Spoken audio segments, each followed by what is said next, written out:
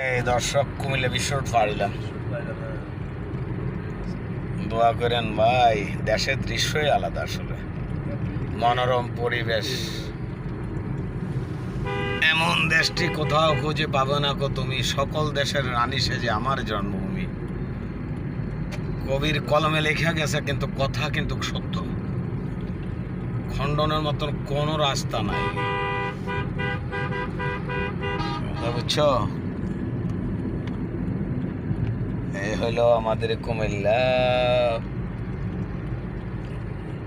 দোয়া করেন সবাই, যেহেতু সইসালা মজায় বুঝতে পারি। জটন সরকার, কামাল,